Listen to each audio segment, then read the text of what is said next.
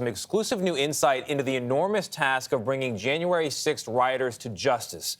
We are now 1 year later from the assault on the Capitol with more than 725 defendants. It is shaping up to be the largest federal criminal investigation in U.S. history, full stop. The top prosecutor who launched the probe spoke exclusively with our senior investigative correspondent, Catherine Herridge. It was important for us to move quickly to charge a good number of cases to instill in the public that the rule of law worked.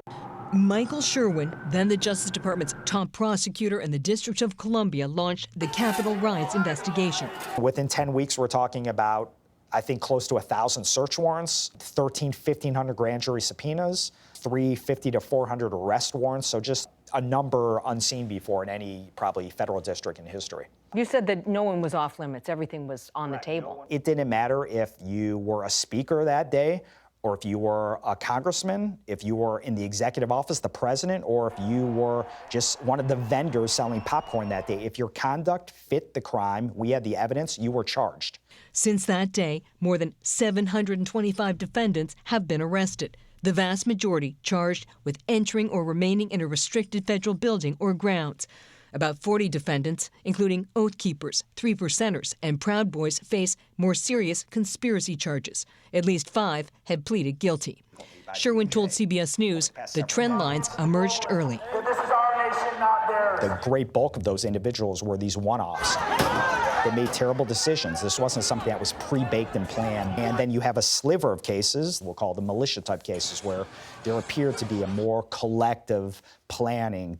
The votes for President of the United States are as follows. Later that day, as then Vice President Mike Pence certified the Electoral College, prosecutors mapped a legal strategy. We initially had a command post set up that evening at the Capitol Police headquarters, where we had to set up an architecture to handle these cases because there was no roadmap.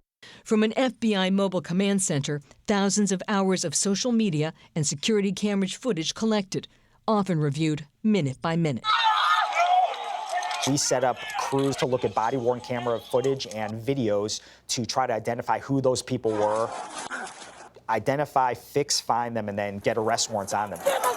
Prosecutors say 140 police officers were assaulted that day. To date, 75 defendants have been charged. Should the Capitol building have been locked down as a crime scene? That would have essentially stopped the certification. So I think leadership wanted to ensure that, look, let's collect as much evidence as we can, but we have to show the public that this process hasn't been deterred. Approximately 165 individuals have pleaded guilty, among them the so-called QAnon shaman, Adam Johnson, and Robert Scott Palmer, who pleaded guilty to assaulting officers with a dangerous weapon and was sentenced to more than 5 years in prison, the toughest sentence yet. The FBI is still asking for the public's help to identify the pipe bomber who left viable devices at the Republican and Democratic Party headquarters. So if those devices went off, you go from a terrible situation to a terrible situation on steroids.